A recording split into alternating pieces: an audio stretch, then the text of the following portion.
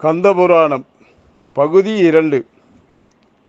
ஆன்மீக அன்பர்களே, நேற்று கந்தனின் கந்தபுராணம் தொடர் ஆரம்பமானது. நேற்று முதல் பகுதியை பார்த்தோம். இன்று கந்தபுராணத்தில் 2வது பகுதியை தொடர்ந்து பார்க்கலாமா? தாட்சாயினி என்ற பெயரை குறித்து விசனமுற்று அது நீங்கிட மறுபிறவி எடுப்பதற்காக அருள் புரிய வேண்டினாள். இந்த தாட்சாயினி யாரு? சிவனை வேண்டினாள். தாட்சாயினின்னு இருக்கும்போது அந்த என்னுடைய பெயர் களங்கம் ஆயிடுச்சு, அதனால் மறுபிறவி எடுக்கணும் அப்படின்னு சிவனை வேண்டினார். இந்த வார்த்தைகளை கேட்டு மனம் மகிழ்ந்தார் பரமன். யாரு? சிவன். தாட்சாயினி என்றால் சிவன் நிந்தகன் என்று பொருள். எம்பெருமான் தேவியிடம் இமவான் வேண்டிய வரத்தின்படி நீ அவனுக்கு திருமகளாக தோன்றி 5 ஆண்டுகள் வளர்ந்து தவம் இருப்பாயாக அப்படின்னு சொல்றார். 5 ஆண்டுகள் வளர்ந்து இமவானுக்கு மகளாக வளர்ந்து 5 ஆண்டுகள் பொறுத்து தவம் இருப்பாயாக. அப்போ தவம் இருக்கும்போது உன்னை நான் திருமணம் செய்து கொள்கிறேன் என்று திருவாய் மலர்ந்து அருளினார் சிவபெருமான். இமயமலையில் இமவான் அம்பிகை தனக்கு மகளாக வேண்டி தவம் கொண்டிருந்தான். அங்குள்ள தடாகத்தில் 1008 இதழ்களுடைய தாமரை மலரில் அம்பிகை குழந்தையாக தோன்றினாள்.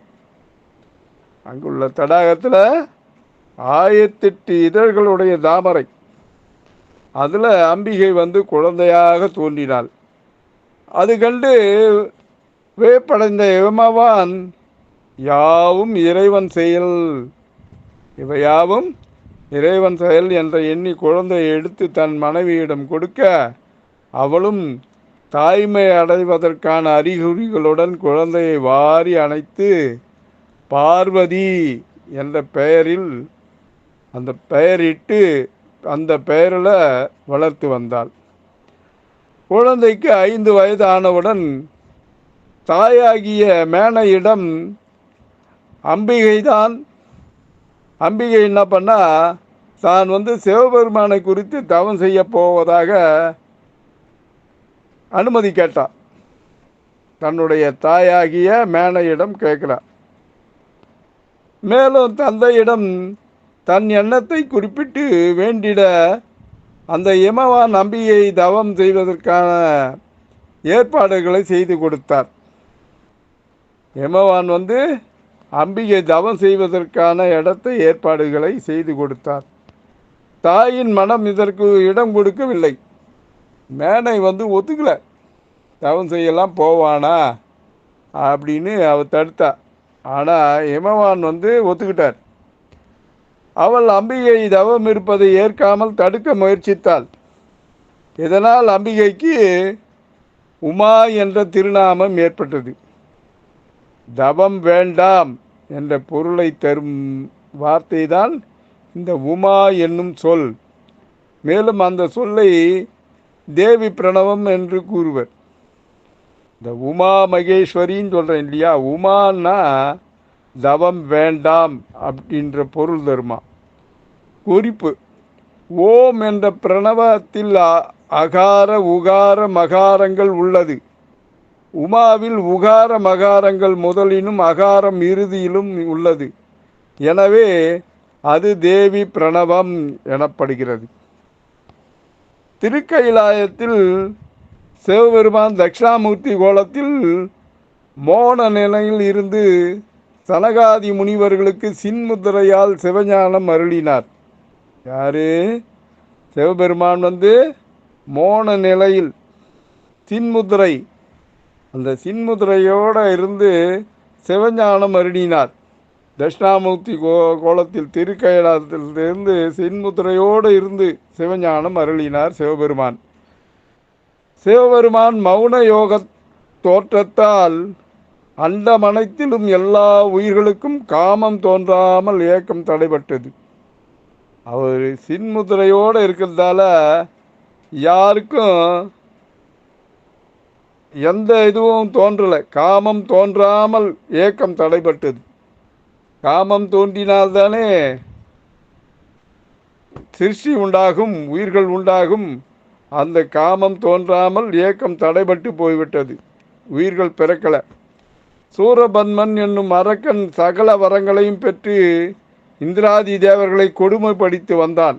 அப்போது இதனால் மிகவும் வருந்திய தேவராஜன் மேருமலையை அடைந்து சிவபெருமானை குறித்து தவம் செய்ய ஈசன் அவன் குறையை கேட்டு விரைவில் குமரன் தோன்றி அரக்கர்களை அழித்து உங்களை எல்லாம் காப்பாற்றுவான் என்று கூறி மறைந்தார். தேவராஜன் என்ன பண்ணார்? மேருமலையை அடைந்து சிவபெருமானை குறித்து தவம் இருக்கிறார்.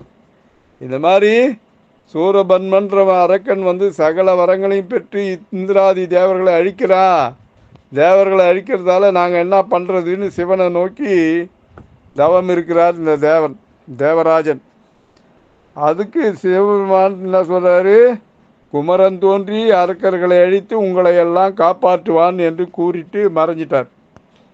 சிவபெருமான் மோன நிலையிலும் அம்பிகையின் தவமும் நடைபெறுவதால் குமரன் விரைவில் தோன்ற அவன குறித்து ஆலோசனை செய்து இறுதியில் மன்மதன் என்னும் காமனை ரதியுடன் அனுப்பி ஈசனின் மோன நிலையை நீக்கி அம்பிகையுடன் சேர்ந்திட அவர் மனதில் விரகதாபம் ஏற்படுத்த வேண்டினார்.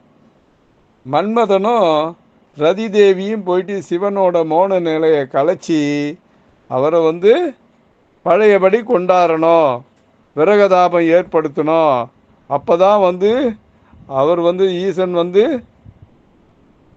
தன்னுடைய சிருஷ்டியை கொண்டாடுவார், ஏதாவது குமரனை கொண்டு வருவார் அப்படின்னு சொல்லிட்டு வேண்டினார்கள். அதனால் தனக்கு ஏற்பட உள்ள ஆபத்தை கூறி மன்மதன் இசையவில்லை. சிவபெருமானை போயிட்டு தவத்தை கலைக்க போனால் என்னோட நிலைமை என்ன ஆகும், அதனால் நான் போக மாட்டேன் அப்படின்னு சொல்கிறான் மன்மதன்.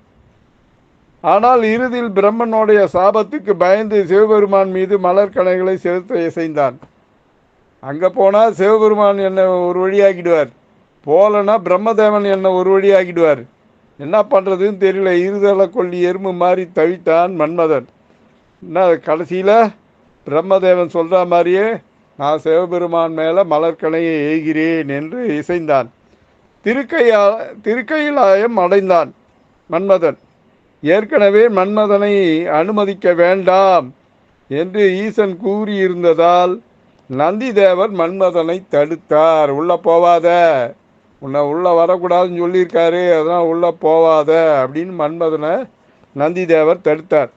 ஆனால் பின்னர் நான் தேவ காரியமாக வந்திருப்பதை உணர்த்திட நந்தி தேவர் வழிவிட்டார். நான் தேவ காரியமாக தான் வந்திருக்கேன், என்னை உள்ள அனுமதி, நான் சும்மா உள்ளே போல, என்னை பிரம்மதேவர் அனுப்பிச்சிருக்காரு, அவருடைய மோன நிலையை கலைப்பதற்காக அனுப்பிச்சிருக்காரு, எனக்கு வழிவிடுனோன்னு நந்தி தேவர் வழி விலகினார். இதற்குள் பிரம்மாதி தேவர்களும் அங்கு சேர்ந்தனர்.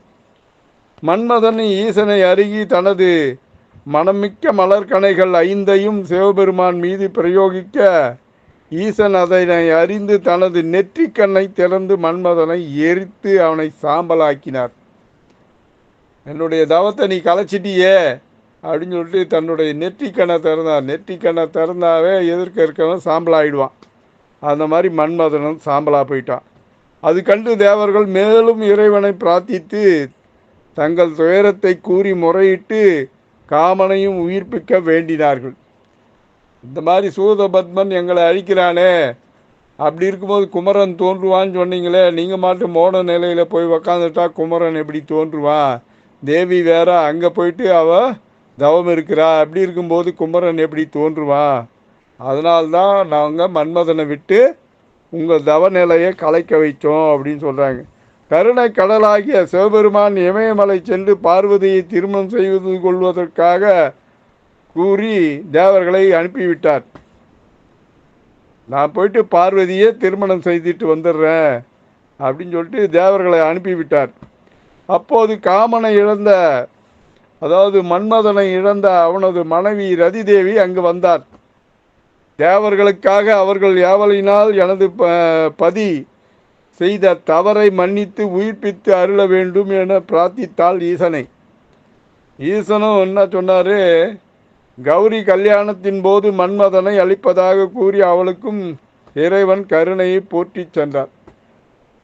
இந்த மாதிரி கௌரி கல்யாணத்தின் போது நான் பார்வதியை கல்யாணம் பண்ணிக்கும் போது மன்மதன் உயிர்ப்பித்து தருகிறேன், அதுவரை சற்று பொறுப்பாயாக என்று ஈசன் சொன்னதால் ஈசனோட கருணையை போற்றி அவ ரதிதேவி திரும்பி சென்றாள்.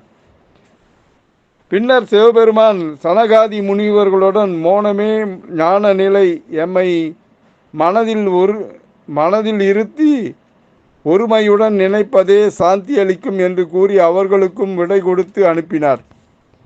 அம்பிகையின் தவத்தை கண்டு அருள் புரிய எண்ணிய சிவபெருமான் வயது முதிர்ந்த வேதியர் உருவில் அம்பிகையின் தவச்சாலையை அடைந்தார். அம்பிகையின் தவத்தை கண்டு அவளுக்கு அருள் புரியணும்னு அங்கே போயிட்டார். யாரு? சிவபெருமான் போயிட்டார். போனவர் சும்மா போல, சிவபெருமானா போல முதிர்ந்த வேதியராய் தன்னை உருவம் மாற்றிக்கிட்டு அம்பிகையோட தவச்சாலைக்கு அடைந்தார். அம்பிகையின் தோழியர்கள் அவரை தக்க உபச்சாரங்களுடன் அழைத்து சென்று அம்பிகையின் முன் நிறுத்தினார்கள். யார?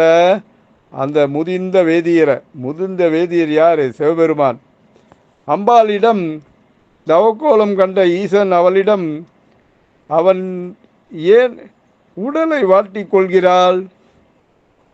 அவள் ஏன் உடலை வாட்டிக் கொள்கிறார் என்றும் யாரை மணக்க விரும்புகிறாள் என்றும் அந்த பாக்கியசாலி யார் என்றும் வினவ பார்வதியின் தோழிகள் அவள் குறிப்பறிந்து அம்பிகையின் தவத்தின் குறிக்கோளை எடுத்து சொல்லினார்கள். நண்பர்கள் தோழிகள் என்ன பண்ணாங்க? அந்த பார்வதி அம்மா எதற்காக தவம் இருக்கிறாள் என்பதை சொன்னாங்க. இந்த மாதிரி ஈசனை மணக்க போகிறா, ஈசனை மணக்கிறதுக்காக தான் அவள் தவம் இருக்கிறா அப்படின்னு சொல்கிறாப்புல. இதை கேட்டு கிழ வேதியர் எல்டி நகையாடினார். சிவபெருமான் உடை தோல், வாகனம் எருது, ஆபரணங்கள் பாம்பு, எலும்பு, தலை, மாலை, பன்றி கொம்பு, உண்கலம் மண்டை ஓடு, உண்பது நஞ்சு, நடமாடுவது மயானம் எப்படின்னு சொல்லிட்டு பார்வதி அவ்வெண்ணத்தை விட்டு அந்த சிவபெருமான் இப்படிப்பட்ட சிவபெருமான் தோல் அவருக்கு தோல் தான் உடை, சொக்கா உடை தோல். அவரோட வாகனம் என்ன? எருது. ஆபரணம் என்ன? கழுத்தில் பாம்பை மாட்டிங்கிறார். தலை, அதாவது எலும்பு தலை மாலையாம்பு போட்டிருக்கார். பன்றி கொம்பு, உண்கலம் மண்டை ஓடு, உண்பது நஞ்சை குடிக்கிறவர், நடமாடுறது மயானம். இப்படிலாம் கூறி பார்வதியை அவ்வெண்ணத்தை விட்டு தன்னை மனம் புரிந்து கொள்ளுமாறு கூறினார். இந்த கிழவனான இந்த வேதியனை கல்யாணம் பண்ணிக்கோ அப்படின்றார்.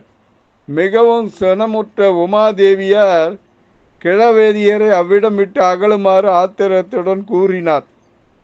என்ன இந்த மாதிரி சொல்கிறீங்க சாமி? நீங்கள் இந்த இடத்த விட்டு போங்க, நான் ஈசனை தான் மணப்பேன், வேறு யாரையும் மணக்க மாட்டேன், இந்த வயசில் இப்படி பேசுகிறீங்களே, போங்க, வெளியே போங்க அப்படின்னு மேலும் சில வார்த்தைகள் உமாவிடம் விளையாடி பார்த்தார் சிவபெருமான். இறுதியில் என்ன பண்ணார்? தன்னுடைய சுயரூபத்தை காட்டினார், ஈசனாக காட்சி தந்தார். எம்பெருமான் தரிசனம் கண்ட உமாதேவியர் தன் குற்றத்தை மன்னித்து ஏற்றுக்கொள்ள வேண்டிட சிவபெருமானும் இருவருக்கும் விரைவில் திருமணம் நடைபெறும் என்று கூறி திருக்கைலாயம் திரும்பினார். சீக்கிரமாக நமக்கு கல்யாணம் நடக்கும், கவலைப்படாமல் இரு, நான் வரேன், திரும்பி வரேன் அப்படின்னு சொல்லிட்டு அவர் சிவபெருமான் மறைஞ்சிட்டார், திருக்கைலாயம் போயிட்டார். செய்தியை அறிந்த பார்வதியின் பெற்றோர்கள் மகிழ்வுற்று அம்பிகையை தவச்சாலையிலிருந்து தமது அரண்மனைக்கு அழைத்து சென்றனர். இந்த செய்தியை தெரிஞ்சுக்கிட்டாங்க. சிவபெருமான் போன செய்தியை அவர்கள் அறிந்து கொண்டார்கள். சிவபெருமானுக்கு தான் கல்யாணம் பண்ணி கொடுக்க போகிறேன் அப்படின்னு சொல்லிட்டு அவங்க பெற்றோர்கள் என்ன பண்ணாங்க? மகிழ்ச்சியில் தன்னுடைய மகளை, அதாவது அந்த அம்பிகையை, பார்வதியை தன்னுடைய அரண்மனைக்கு அழைத்து சென்றார்கள். உறவுகளே, கந்தபுராணத்தில் நாளை 3வது பகுதியை பார்க்கலாமா? பக்தியுடன் எம் தணிகானந்தம், சேந்தமங்கலம்.